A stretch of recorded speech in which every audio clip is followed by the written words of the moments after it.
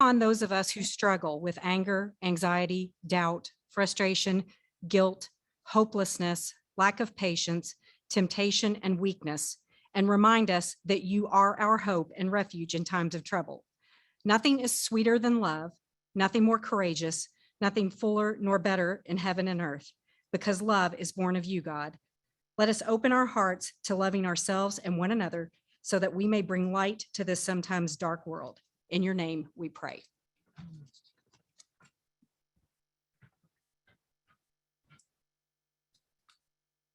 And do the 4-point test and the pledge. Kathy Knotts, Grant Officer at the Gaines Foundation. Thanks, Kathy. Please join me. I pledge allegiance to the flag of the United States of America and to the republic for which it stands, one nation, under God, indivisible, with liberty and justice for all. And now for the 4-way test. Is it the truth? Is it fair to all concerned? Will it build goodwill and better friendships? Will it be beneficial to all concerned? Rotaries, you may be seated, and those are probably the most important words we're going to say all afternoon.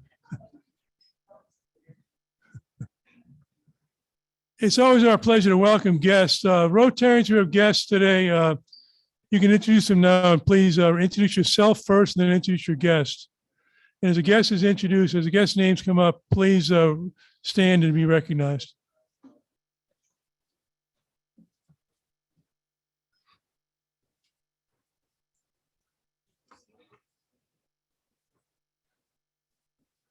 Is the mic on? Rotarians and guests. Kevin Field, CEO at Business Central Community Center and chair of the club's Diversity, Equity, and Inclusion Committee. Very pleased today to introduce my guest, Charles Burns. Charles is a friend. Charles is a friend, also a protege. He's a graduate of Urban League's Project Reading that I led a few years ago, as well as Central's Senior Leadership Council. But more importantly, he's a UK grad, UK grad with a degree in community and organizational leadership, and he's providing great leadership and educating us all on cryptocurrency. So if you want to know anything about crypto, he's the guy.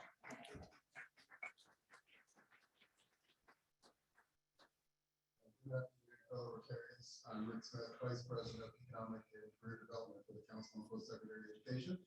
So last week was my first week back. I know many of you all, but some of you, in 3 years I was gone, I look forward to meeting. I have a special guest with me today. I have my son, Rashard Smith.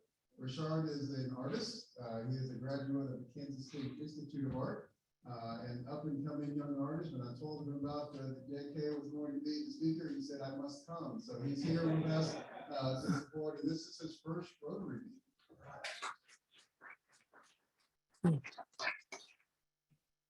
All right, hello everyone. Delene Taylor, Executive Director of the Rotary Club. Sit back, relax. I have a lot of guests to introduce.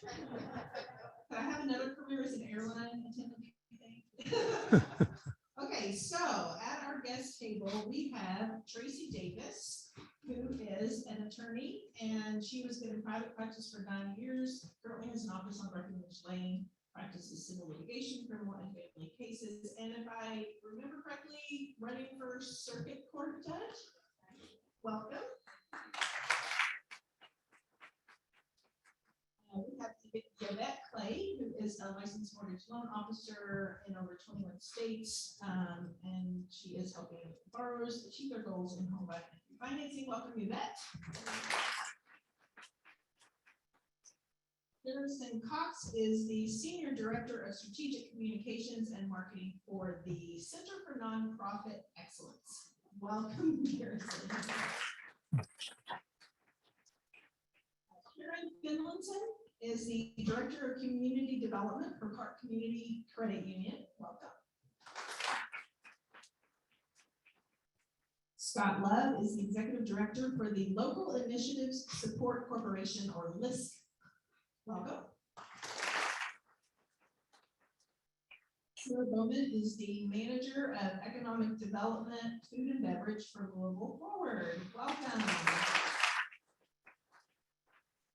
Jacob McGee is an Employee Benefits Consultant at InsureMax. Welcome, Jacob. Justin Rumbaugh is with, where did it go, Justin? Oh, there you are. Okay. He is with Agency Title Attorney, right? Yes. Welcome, Justin. This is actually Justin's, I believe, second time, and he is a proposed member. So if anyone else is interested in membership, there's information at the table on our website. And of course, I'm more than happy to talk to anyone about it. And there will be a session right after our meeting for that as well. And I have, I think, one more guest, Jan Mueller. Welcome, Jan. She saw Jean's article in Today's Woman and decided to come check us out. So welcome. It's a tough act to follow, Dave. Be careful. David Snyder from Directions Housing. We have today Max Monahan, Director of Homeownership Preservation, who leads our repair fair program for New Directions.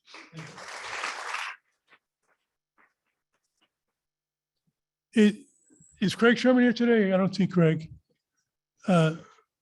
Normally, the guests go to this corner over here after the meeting to learn about what is Rotary, and somebody will be there, I don't know if it'll be Craig or not, but for those that are here as guests. Okay, like I said, here's Craig. I gave him the cue to walk in. I want to give a special shout out to Delane for inviting so many guests. I think that's a record. I think Delene's not even paying attention. I'm sorry, what did you say? I gave you a special shout out for bringing so many guests. Thank you. But I think we also, Is there anybody else here that showed up that I didn't introduce? Okay. but I also need to recognize JK because maybe that's part of the reason they came as well, the speaker. So two of our members, Dave Christopher Sr. and Janetta Roberts, are featured on the Canopy Second Annual Good Business Summit at the Speed Museum. That's April 14th. I don't know if you know about Canopy, but getting that award that's a huge deal. It says a lot about their character, and it says a lot about the impact they're having on some part of the community. I really appreciate what they're doing. And there's more information on the website, Enid Sparks, about that as well. At this point, I want to introduce a longtime friend, JK McKnight. I've known him for many years. Didn't realize, I found out last week that I'm on this, actually 2 weeks ago, that I'm on this week. And I found out that earlier this week that JK is a speaker. I said, wow, he's a good friend of mine. Come on up, JK. I think I've known him since he was 4 years old. And at the time, his sister, Mo McKnight, who many of you may know, was approximately a negative one half month old. So Ellen was pregnant at the time when I first met them. And his parents become my best friends. They're wonderful people. And they really developed a great person in JK. And JK has been very successful. He started the Forecastle Festival, which has been very successful. He then went to a foundation with finding money from that as well as other things to help the environment. He can talk more about that. Now he's doing this experience company, helping other companies develop experiential events and marketing, et cetera, which is the kind of the new thing. I think most of us are millennials in here. Is that correct? Maybe, I'm not sure. But one thing that I will say, he was kind of a difficult child because when he was like 10 or so, he started thinking about art, and he told him I want to be an artist. And then difficult in the sense that they're worried about him. Then he becomes a rock star for like 5 years in a band, traveling around from age 17 to 22, whatever it was. And then still in his college years, his teenage years, while he was in college, he says to his parents, I'm going to start a music festival. They're thinking, where is this plan B? They probably knew how, Mick Jagger's parents felt, but he turned out to be very successful, and he's going to tell us about his journey. And go ahead. And I also want to read more of a bio that's more specific, because his background is a lot of you know a lot about him, but it's been very impressive how he's lived the life he wants to live. He talks about purpose. He's had a purpose. He talks about the things that millennials want to make a difference, et cetera. He's lived that life. So that's what he's still doing. He'll tell us more about that. But his background, JK McKnight is an entrepreneur, producer, consultant, and community builder. He's best known as the founder of the Forecastle Festival, one of the nation's premier outdoor festivals that draws 75,000 fans for a weekend celebration of music, art, and activism. I remember the first one of those at Tyler Park. What are there? How many people were there that day? Not too many. 2002. He's the founder of the Forecastle Foundation, which I mentioned helps environmental issues, and the Experiential Agency, Art of Impact, which we'll talk about today. He graduated from St. X High School. Some of you like that, some of you don't like that. He attended the College of Charleston, Bellarmine, and the University of Louisville. In 2017, JK was named Southern of the Year by Southern Living. Who else can say that in this room? That's pretty impressive. They pick one person every year. He was the one. The Forecastle Festival was created in 2002 as a small community gathering in Louisville, Kentucky, and has grown to a major international attraction with over 70,000 attendees from 2,192 cities, 49 states, and 6 countries. I'm not sure which state is not covered there. We got to reach out to them. Okay. Well, actually, I just went to the 50th state last month, and it was North Dakota. Outside Magazine hailed that festival as one of the top 10 festivals in the country. Top 10 festivals in the country. Well, Rolling Stone magazine, I'm sure you're all readers of that here, deems it as one of the coolest festivals in America. Isn't it held in August, by the way? Or at least it used to be. It's still one of the, Rolling Stone magazine recognized one of the coolest festivals in America. Pretty impressive. Additional accolades have followed the New York Times, LA Weekly, Spin, Garden and Gun, Outside Magazine, Southern Living, and more. It annually posts an economic impact of $15 million on the city of Louisville. The Forecastle Foundation is an international environmental 501c3 dedicated to protecting and connecting the world's natural awesome, the environment. It works by partnering with grassroots organizations to conserve the richest reservoirs of life left on the planet. These biodiversity zones, known as hotspots, cover just 2.3% of the Earth's of the planet. The biodiversity zones, on the other hand, account for 77% of all vertebrate species and over 50% of all plant life, on 2.3% of the Earth. So we need to be careful with that, and he's helping on that. They play a vital role in regulating world temperatures and are highly threatened due to a variety of factors, including development, deforestation, pollution, poaching, and unsustainable agricultural practices. Art of Impact is an experiential agency specializing in festival consulting, experiential marketing, and nonprofit partnerships. Combined together, all 3 services convert Gen Z and millennial customers authentically and effectively, while positively impacting the lives in their communities. And that speaks for his life. JK.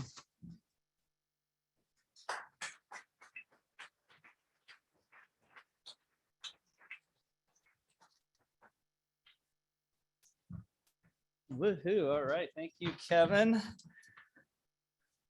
Kevin, it's true, has known me for 37 years. So he's been through all of this with me. 3/4. Which is amazing. Thank you all for having me. Seriously, I think this is my 3rd Rotary. I think started first one in the Gold House, and then Fraser, I believe, and then here. So I should I should be recruiting members actually. So thank you for that. I'm JK again, founder of Forecastle Festival, Forecastle Foundation, and most recently Art of Impact here. First off, just want to see like how many people out there have Gen Z or millennial children. Okay. That's going to help here, but you'll probably be taking some tabs here on this. I think this could help. So I'm here to obviously talk about the 3 keys to converting Gen Z and millennial customers. This is a model I discovered after 20 years at the nexus of entertainment, marketing, nonprofit, and philanthropic enterprises. And the 3 of which form a bedrock for a new experiential agency we launched that really helps brands and organizations find, reach, engage, and convert Gen Z and millennial audiences into passionate brand superfans. That's what we want to create, superfans. And for those of you who also own companies, I'm sure, how many people here own companies? Okay, very good. I got asked to write a op-ed recently on the Great Resignation. Sure, a phrase you all have been hearing a lot, talking a lot about. And much of what I'm talking about today applies to this issue as well. We're dealing with a generation that's rethinking not just how they want to work, but why they want to work. And it's not about money. It's more about flexibility. It's about community. It's about diversity, inclusion, affirmation, respect, responsibility, and a deep, fervent commitment to causes greater than one's own self-interest. And I think that last one is really, really important. You know, if we're going to be spending most of our waking hours working for these generations, that needs to add up to more than just a paycheck. It needs to be purposeful work, values, why, what does it add up to? What does it do to enhance lives for young people? What does it do to improve lives for young people? Because young people are thinking about this every single day. They want to go to work and they want to go work for mission-driven, purposeful companies. And every company can be purposeful. Every company can be mission-driven. And it needs to be daily. They need to see it. They need to hear it. They need to feel it. It can't just be a slogan, a mantra, or a message framed up on a conference room, because they want to feel and experience what that is every single day and wake up and go to bed feeling better about themselves because of what they're doing for their communities. But you have to stop advertising it, and you have to start living it. That's the big thing. Stop advertising it, start living it. And, you know, speaking of advertising, we've been talking a lot about that. How do you advertise to the generation that's been advertised to the most? Well, you hire us at Art of Impact. That's what you do. No, Gen Z and millennials are inherently suspicious and unsusceptible to traditional and increasingly, since the pandemic, digital forms of marketing and advertising. And they should be. You know, when was the last time advertising was fun, authentic, and good? What do Gen Z and millennials want? They want brands that are fun, authentic, and good. That goes into our model. More importantly, when was the last time advertising was non-intrusive and truthful and didn't get away of the content that you were consuming? The content you were consuming, that's an important one. And that's why we believe so strongly in the model we created at Art of Impact. And at the heart of that model is the belief that experiential is key. Experiential is key. That's how you find these audience. You find them in experiences. And there's a big difference with connecting with people in experiences and actually engaging them and actually converting them. And that's the model we're going to be going to. It's a place that a lot of brands and agencies miss. They think that connecting is actually engaging. It's not. It's a very different thing. And to engage this audience effectively and convert them authentically, you have to connect where they connect, and they connect in experiences. So let's talk all about experiences, physical experiences. We haven't heard that in a few years, but it's coming roaring back right now. Why experiences? Well, because this is where this audience connects, and it's where that you need to connect because it's where they connect. And the physical environment itself lends itself to an unprecedented level of engagement that you can't get in the digital world, at least not yet. After 2 years of being constrained indoors, isolated, removed from social physical experiences, we crave, and it's actually what defines us as human beings. And about 25 years ago, a good friend of mine back in the 1900s, my buddy Joe Pine wrote a great book called The Experience Economy. If you don't have that on your book list, please put that one down. It's an incredible book. It was written in 1998 and is more relevant today. It predicted everything that's happening right now with millennials and Gen Z.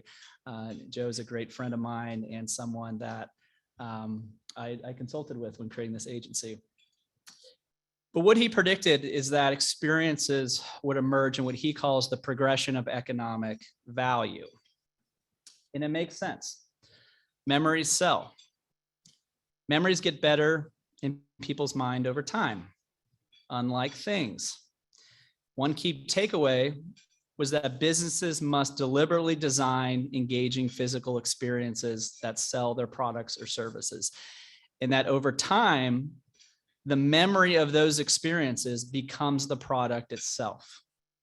The memory of those experiences becomes the product itself, that the association with that experience that brand delivered or that nonprofit delivered fosters a much stronger, deeper customer connection that eventually leads to a much more loyal, longer customer conversion. I had the privilege of creating and producing an incredible experience called Forecastle Festival for 17 years. Been to how many? All of them? Tyler Parks, they're the first one, most of them. In our engagement model, festivals are the pinnacle of experience. It's where you find Gen Z and millennials in the highest concentration. It's where they connect. During my time at Forecastle, I was very fortunate. I got to work with over 400 corporations across 40 different industry segments all over the globe. And they were all there to attract a younger audience and engage a younger audience. And they knew that this is where they would find that audience. They knew that experiences attract. And think about that for a second. There's a reason when you're outdoors and you're in an incredible experience that your blood pressure lowers, your mind clears, you think less, you feel more when you're in an immersive experience. It's inherent to us. I know a lot of people have small children here, probably not as small as mine at 1 and 4, but one of the harsh realities you learn very quickly with children is that they don't like being indoors. And if you keep them indoors, something's about to get broken, something's about to get hurt. They don't like being indoors. And it's because being outdoors is what's native to all of us. And that's where most of these experiences happen at the highest level. In post-pandemic, experiences are going to become the great battleground. The question will be, who can stage the best experiences? Who's the most authentic? Who's the most fun? Who's the most unique? And most importantly, this is the one everyone misses, who cares the most? Who cares the most? Because this audience can be your strongest advocate. They can do your marketing for you. They will wear your brand like a badge all over their social media, or they can be your most feared adversary, especially on social media. But this audience has taken sides. You know, you can't be neutral on a moving train here, and they expect the brands they invest in to do the same. So it's up to everyone to up the ante on their experiences, design experiences, create experiences, engaging, compelling, authentic experiences. And to take a look at what's driving this, let's go ahead and dig into some data. Gen Z and millennials are experience-based spenders. Millennials planted the seed, as I say, and Gen Z is now harvesting it. They are all prioritizing experiences over stuff, hence the small house movement. And they're doing so at a large ratio, 3 to 4 ratio, millennials preferring to spend experiences. And we're actually not just talking about millennials, but Americans as a whole are buying more experiences. And coming out of the pandemic, they're going to buy even more experiences. It's going to ramp up to unprecedented levels. And the timing is so important that if you want to be on their bandwidth, you have to start thinking experientially. Technology is going to play a big component in this and how we actually go ahead and amplify physical experiences into the digital world. And that's something my agency is working right now on developing. So we asked the question, why are they prioritizing their spending on experiences? Well, let's look at the core attributes here. Experiences are fun, they're non-intrusive, they're socially engaging, they can be authentic, they're meaningful, and they're memorable. And these are the things that Gen Z and millennials really care about. They also tap a very powerful and universal emotional vernacular. Anticipation, discovery, one of the strongest human emotions that exist, sensory, exhilaration, fulfillment. And I would argue on this too, achievement. The best festivals, at least the ones that I designed, are all about achievement, individual achievement and collective achievement, all about achieving for causes greater than one's own self-interest. I designed all my festivals and experiences around that, and that's what drove that Gen Z millennial audience. They weren't there just for the music. People think Forecastle is just about the music. It's not about the music. Over time, it became about the totality of the overall experience and the fact that you had a community from 2,400 cities in 13 countries in 49 states that were all there for a cause greater than their own self-interest. And that's what drives these young people. It all starts inside experiential environments where fans do not perceive advertisers as advertisers. So think about that for a second. They don't perceive advertisers as advertisers. So what do they perceive them as? They perceive them as partners. They're value adds. They're enhancing the experience. Experiential brand activations, which is where fans and brands meet. That's how brands connect with their fans on site. They take their company and they help build an experience out of it. Also for Gen Z and millennials, they understand these brands are cultural connectors, that these brands are helping create the experience that they love so much. Music, of course, being the most popular one, being the ultimate cultural connector, barometer, here and now medium, tone setter, attitude former, and catalyst for marketing relevance. But the big one I always go back to is partners, not foes, friends, not foes, brands and fans on the same page, enjoying the same experience. And there's a real power in that. There's a real connective tissue. Talk about collective achievement, talk about individual achievement. And when the brands and fans are both together, which it's usually not that symbiotic relationship. It's usually the brands perceiving as pushing their message on the fans, but in this environment, it's completely different. So if we agree that experiences are an impactful channel to reach this audience, that festivals are the pinnacle of experiences, how do brands and fans then, how does it actually work where they connect and engage inside these experiences? Experiential marketing, second part of our model. So experience is branding at its best. It's where brands and fans meet inside festivals. It connects authentically, it converts naturally. So what is it? Let's talk about experiential marketing for a second. Experiential marketing is staging memorable experiences that connect with your target audience and adds value to their experience. And that's the key. The key is adding value to their experience. So whatever your message is, whatever you're selling, whatever your goal is, it's important to keep that patron experience at the top. If you don't get that right, then the rest of it doesn't matter. And it works because it connects the way that they want to be connected with. So that's another key. Not only are you connecting where they connect inside festivals and experiences, but you're connecting the way they want to be connected with. And they want to be connected with naturally, authentically, through these brand activations. You can see them right here. These all enhance the customer experiences. And it leaves such an incredible, impactful memory that will only get better in their minds as they go. I have hundreds of case studies I could talk about in designing experiential marketing programs for hundreds of corporations. But I just want to talk about one that I know will resonate with everyone here. Everyone here like Kentucky Bourbon? Everyone raised? Okay, good. So one of the most incredible experiences I ever designed at the largest level was called the Kentucky Bourbon Lodge. And it's a funny story because it was a crazy idea where we were trying to, again, create these micro experiences inside Forecastle for the fans. And we knew we needed something inherently Kentucky, something that really, really resonated.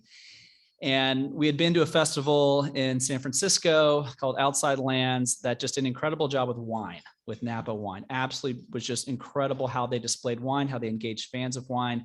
So naturally we're like, why can't we do that with bourbon? So I came up with a wild idea to create a very small activation, just a 15 by 15 tent where fans would come in, or 20 by 15, where fans would come in. And essentially it would be this small turn of the century Rick House meets Prohibition era speakeasy. And fans would get to go in and they get to meet the master distillers from a couple brands, and they get to try their product, and they get to get educated on the product and really learn more about it. So this is much different than just walking up to a bar and getting a drink. This is actually meeting the makers of the product. There's a real layer of authenticity in it.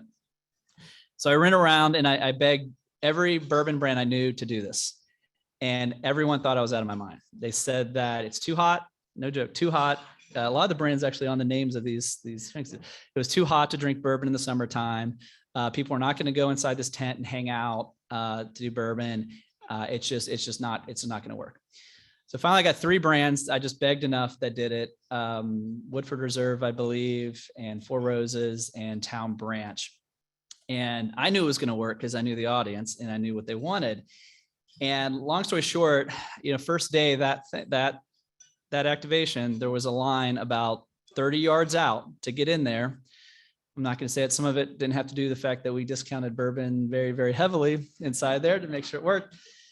But it grew from 15,000 or 1,500 square feet tent to a 15,000 square foot Disney World for bourbon connoisseurs all over the world. So much that Wall Street Journal called it the most important festival in the country for bourbon. We put 25,000 people through this activation a weekend paid. That's how popular it became. And what we did was we introduced the next generation of bourbon connoisseurs to Kentucky bourbon, but we did it the way that they wanted it to be done. We didn't force it. We didn't advertise it. We did it in a natural way.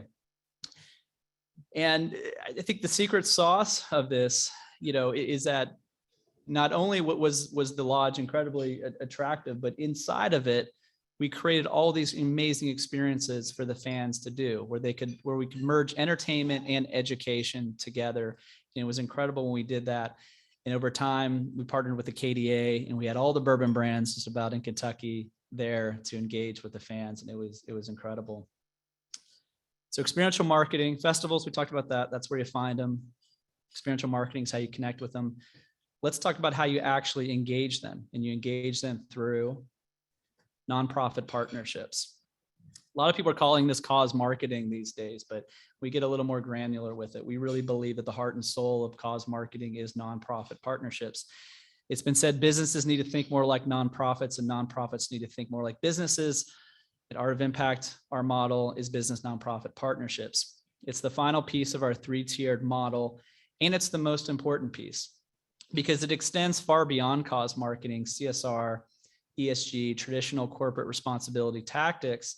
It dives deeper, reaches further, and discovers a common currency that solves problems and betters lives in young people's communities.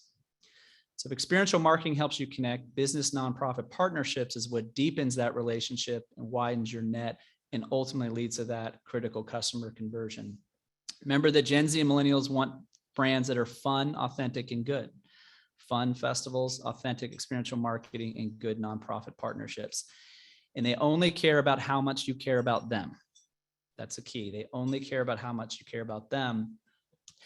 And that's how we get into nonprofit partnerships, about the art of taking a global corporation and partnering them with a small community nonprofit, a small community nonprofit who's on the front lines of the issues that their customers care about.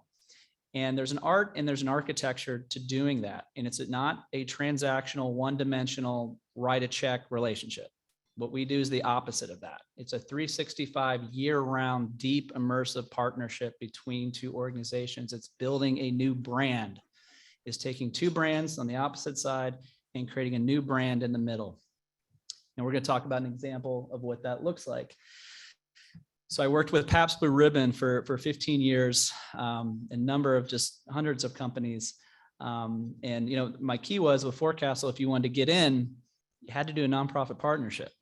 It was a real litmus test. You had to get in. You had to do something for the community. You can't just helicopter in and put your activation and distribute your product and services. You actually had to leave something there for the community to take with it when they left. So this was a great partnership. To go in the story real quick, because it's a funny one. Forecastle in the 2010s really became kind of this petri dish where corporations were experimenting with social impact strategy. They knew that we were being in a secondary market. If it didn't work, it wasn't going to be all over the national media. If it did work, however, they knew that they hit a big enough audience across the world that they could then take it to other markets. So Pabst Blue Ribbon, the East Coast marketing director, called me in about 2015 and said, hey, we want to really do more for communities. What we're doing in the past, we know is not going to work in the future. So help us come up with an idea that is really going to resonate with that audience. So I thought about it, and I'll never forget the meeting we had. And I said, everyone sit down and just take a big deep breath. Hold on. We're gonna take up a big piece of real estate at the Great Lawn at Forecastle, probably the biggest piece of real estate in the whole festival. And we're gonna create an incredible experiential marketing activation. We're gonna partner with a Northern California organization called Clean Vibes, who at the time was the #1 organization in greening and recycling and composting and going around the country and helping festivals become more sustainable. And we're going to convert fan passion into recycling action. We're not going to have any Pabst products. We're not going to sell a single can of beer. We're not even really going to have Pabst branding much on the thing at all. You all are going to take a step in the back, and we're going to put the community at the front. And fans are going to line up. Yep, they're going to line up and they're going to they're going to get a bin and they're going to go around the site and they're going to pick up trash and they're going to come back and we're going to have a leaderboard for who gets the most. And we're going to have collectible merchandise and vintage gear and things that couldn't collectibles. And the bigger the effort, the greater the reward and the cleaner the festival. And at this point, they're all kind of looking at me like, okay, they're nodding their head, but there's no beer, but there's no beer. There's no beer. There's no branding. Sorry. Yes. You have to get past that part. And then they're like, okay, wait a second. People are going to spend hundreds of dollars to go to your festival to pick up trash. Yes. You're crazy. No, I'm not. And they trusted me. We did it. We created an incredible activation called the Clean Vibes Trading Post. Again, PAPS in the background, community at the forefront. And just like the Bourbon Lodge, the first day that gates opened, there was a line 30 yards long to get into this activation. We had the cleanest damn festival anyone had ever seen. Forecastle went to #2 nationally in waste diversion through this program. And PAPS took the activation across the entire United States with it. It did so much for PAPS that they never thought could be possible. What did it do for them? First off, it took their most loyal fans from all over the world and they met each other for the first time. So it created all these incredible micro communities that joined up together after the festival, that created Facebook groups and Twitter spaces and all became friends and they all met because they all came to this honeycomb at Forecastle that brought them together for the first time. Now, for people who weren't the super fans, they got to see PAPS in a completely new light. They never thought about PAPS gave a damn about recycling or anything like that. Well, now they do. So now they're looking, when all those patrons leave, they're not just thinking about PAPS's beer anymore. No, PAPS actually cares. Look at what they did to this site. What else did they do? It opened that conversation. So now you're turning on the most loyal fans and turning on a whole new cohort of people that are looking at this brand in a completely different light than they ever have. So everyone wins here. PAPS won, Clean Vibes won, the festival won, and most importantly, the patron won, the consumer won. So that is our model. Festivals, remember Gen Z, what is it, authentic? Yep. Fun, authentic, good. Fun festivals, authentic experiential marketing, nonprofit partnerships, good. This is our model. We worked on it for 7 years in the field. We believe in it and love to work with anyone who also believes in it and wants to convert that audience. They are a hard one to get. And anyone with children out there who have millennial children, you know exactly what I'm talking about. So appreciate the time. Again, appreciate all of you. Love Rotary, love being here. And thanks again for having me. Hope to be back in.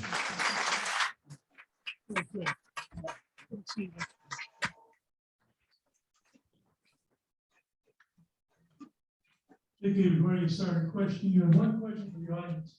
The thing's going. You mentioned there's 49 states in the business fund. Does anyone want to volunteer for an all expenses trip to the Forecastle from North Dakota? For one person? It'll make the advertising a little bit easier, you know? Yeah, I think it oscillates with South Dakota too. They switch up.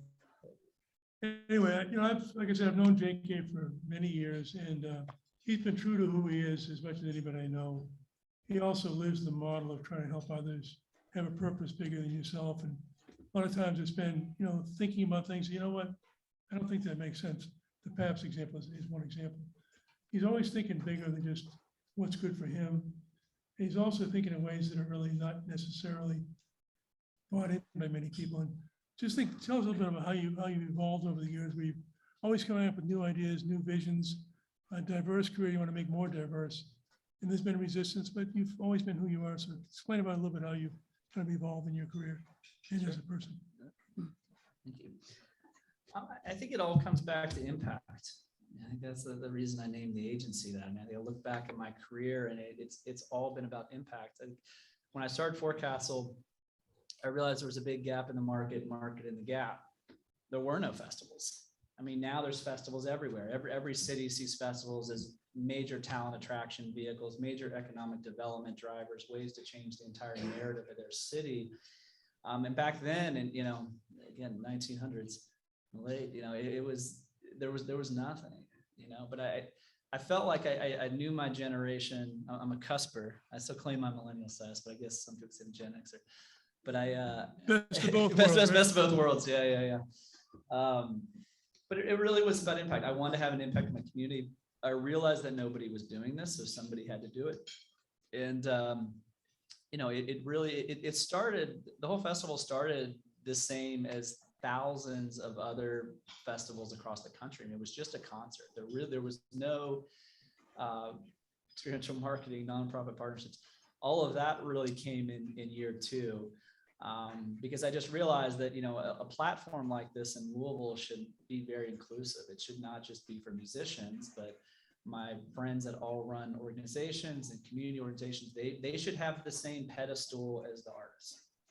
And that was kind of a revolutionary idea. I mean, the festival, we had a federal trademark over this, that we had a program that really put community nonprofits and organizations on the same level, marketed the same as the bigger artists.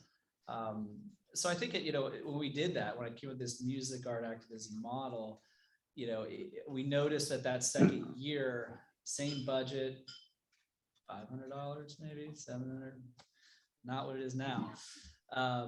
We had triple the attendance. I mean, we had people coming in, all new cohorts coming in for different elements of the festival. Some there were music, but some were there for the art. Some of there were for all the community integration pieces. So that's when the light bulb went off. I was like, okay, there's a model here that obviously we've tapped a certain vein that, a cultural vein here that is probably 2 or 3 steps ahead of its time. But we know that wave's only going to grow.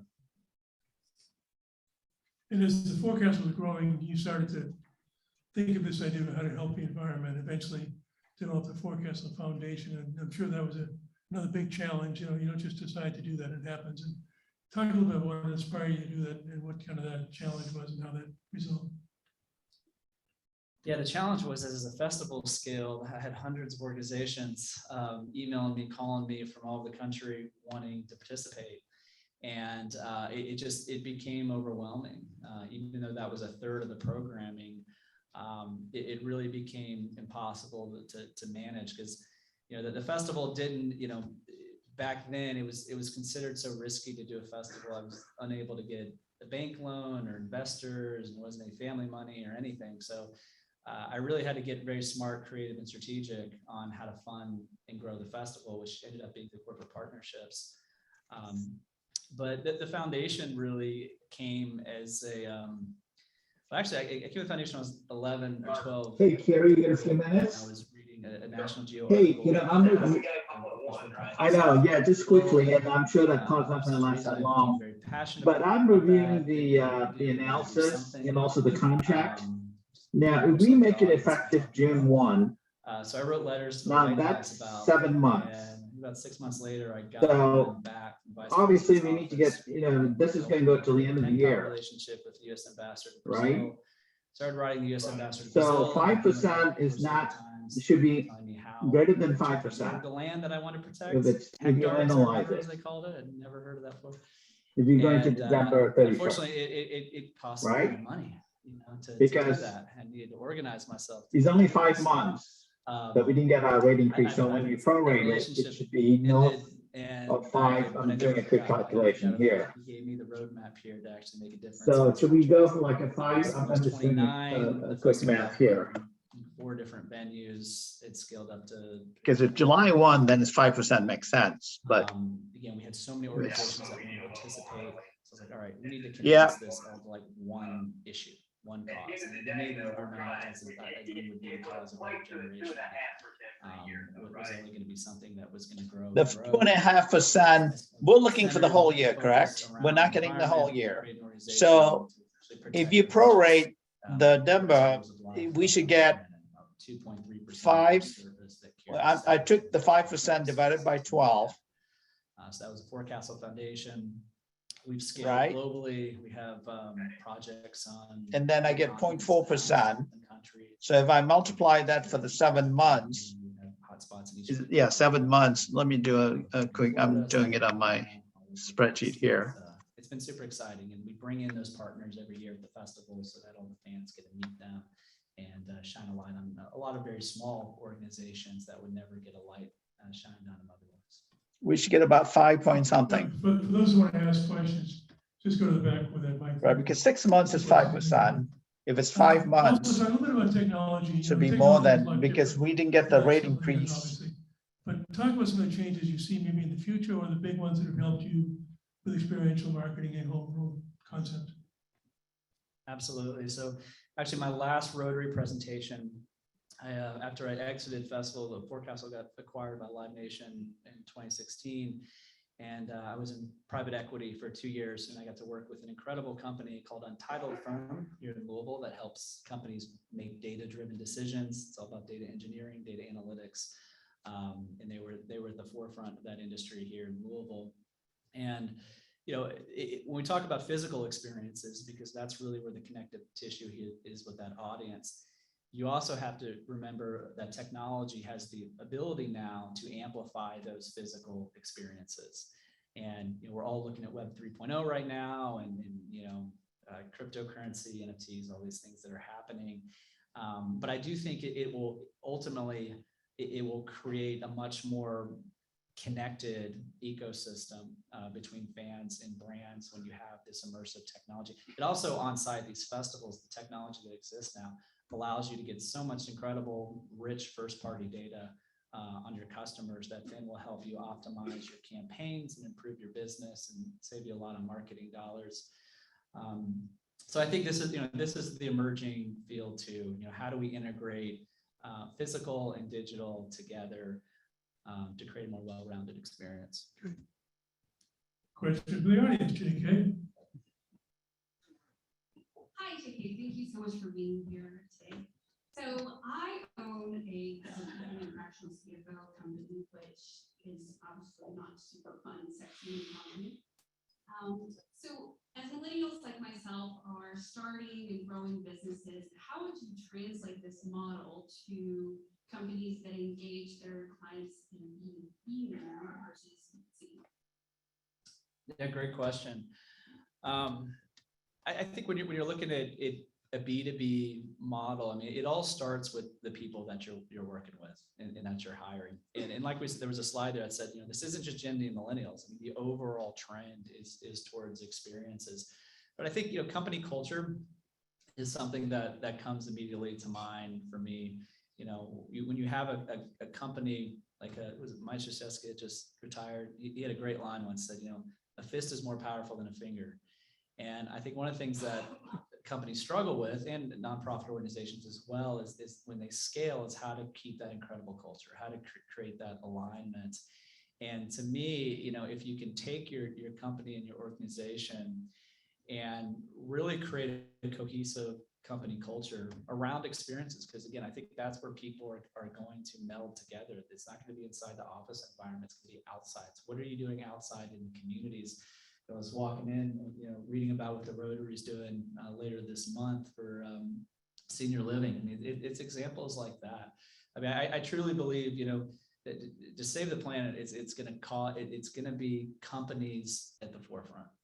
You know, and when I decided to leave the festival world, is because I read the New York Times front page. I believe the founder of Blackstone, a $1 trillion private equity firm, basically gave notice to all their portfolio companies that you either come up with a really strong CSR program in ESG and it better be real, or you're out. And I'll never forget reading that, because that was the moment that I needed to take that next step and leave a very comfortable position I had at Forecastle to go into this space. You know, because I really believe that businesses are at the forefront right now of solutions. And when businesses and nonprofits can connect together and work together to solve problems, you know, we have a hard time doing that at the federal level. You know, it's got to be a private business and nonprofit. So I think that's the thing too, giving your people a voice, having that model, every person, I guarantee you, a younger person in these organizations, they have a nonprofit they support, they have a nonprofit. How does the company get behind that? Thanks. Mark? Yes, JK, Mark Warms from Bernheim Arboretum and Research Force. Thank you for this presentation. We believe in this model, and I have to say it's self-serving in some respects. And we are a new nonprofit partner with the Forecastle Foundation. So we're excited about building this brand between the two of us. That's a very exciting concept. My question is that we've been working with for-profit, regional, and national brands for quite some time. And I'm wondering if you see a shift. Is the shift from brands coming to these kinds of cause marketing and this the equation that you're putting together? Are they coming to that wantingly now and willingly, or are they still kind of kicking and screaming all the way? Oh man, that's a loaded question. Wow, great question. I still think a lot of them are kicking and screaming. They know they have to do it. They don't know how to do it. That's really what it is. I spoke about this for a minute, but it's really the core. I mean, the core of our model, what takes this and turns the industry flywheel 15 degrees past where it's ever been, is those nonprofit partnerships. I can't tell you how critical it is. Really savvy brands out there, especially lifestyle brands, they know that they're smart enough to know that this festivals are where this audience is, and they're super smart savvy. They know they need to do an experiential marketing activation, but very few talk about the third tier, about that nonprofit partnership, because to do it right, it's really hard. And to do it right, it's hard to do that from within your own organization or your agency that's just trying to get everything done as quickly as they can most of the time. It really takes an outside organization, I feel like, an architect, to put those pieces together. Because again, when I say they're doing it wrong, people are still stuck in this mindset of nonprofits being beggars and in asking for money. Like, stop asking for money. Stop it. Stop begging for donations. These corporations need you more than they've ever needed you. Stop putting your hand out. Like my foundation, we don't barely raise any money through donors. We've raised all our money through corporate partnerships across the country. And those corporate partnerships, when you unlock their full potential, is so much more than monetary. I mean, I'll give you a great example. Pass Clear Ribbon up there. They let our foundation take over all their social media channels one day. They had never done that in the history of the company. That was a watershed moment for them. But think if you're a small community nonprofit and you get the wheels to the social media handles of one of the most popular beers on the planet. These are the kind of things that can happen, but unfortunately they rarely ever happen internally because people are so stuck in the mindset of it's nonprofit, okay, we'll donate 5%, or we'll write a check at the end of the thing, or it's like blah, blah, blah, let's push it aside. That's the typical attitude. They want it off their plate, and increasingly, I do think as younger generations get into those leadership positions, that will start to change. You're already seeing it start to change with younger companies. But people are still very much stuck in the idea of these being one-dimensional, surface layer, transactional relationships. We try to argue at Art of Impact is that's the exact opposite. Like that is such a small portion of what the potential of the relationship is. And it benefits all parties, equally. It really does when it's architected the right way. We're kind of tight on time. One quick last question, quick answer. So I'm making this really quick. Charles Burns, 27. I'm one of the Millennials, community and leadership development background, crypto expert, and also I started off singing and songwriting before I went to school. So you're the founder of Forecastle, and I do have some colleagues and some people who actually perform in Forecastle, and you're explaining that you're going towards using more digital and cryptocurrency. As a leadership development background too, the question is, how would you educate that middle section to where the businesses are comfortable? You don't have to answer it right now, I'll talk to you separately. But to where the businesses are comfortable, the older people who don't necessarily know about cryptocurrency, and the younger generation, because because I'm 27 and I've taught over 100 people in the city about cryptocurrency. Half of them are older, half of them are my age, and nobody has any clue. So the thing is, it becomes an investment point and also a point of understanding. I grew up in City View with Chauncey, with the homies performer Jack Harlow. I know those people, but they still have no clue. So you're in the middle of performance marketing, corporates that want to invest. But where's the middle part? Is there going to be some incentive for the people coming to Forecastle to learn and they'll get a reward on the corporate and low level? So that's just something I want you to think about, but I'll talk to you a second. Yeah, super loaded question, but and I'm not good at short answers either, by the way. You know, Chrissy Hanna is here. Actually, who you need to talk to, Chrissy Hanna, who works with me at Art of Impact. Her boyfriend actually has been in that space for 6 or 7 years. And I'll admit, I mean, I'm very new to that space too. All my friends around me are in it. We are starting to get in it in a very deep way. I mean, it's wild, wild west. You know, it really is. But this will be the thing that eventually gravitates, works its way up to the mainstream. It's all about communication. It's all about messaging. You know, that's really, people are going to have a picture of crypto and the Web 3.0 that because they don't know, we just inherently are scared and fearful when something we don't know. So to me, the answer, the middle ground there really is how this is being conveyed and how it's being messaged, and ambassadors and people like you and Christy, you know, who really kind of help bring it down to the level ground for these new companies and older companies. Thanks, JK. We're very inspirational. I'd like to welcome Brett Glover back to the stage for today's announcements. All right. Thank you.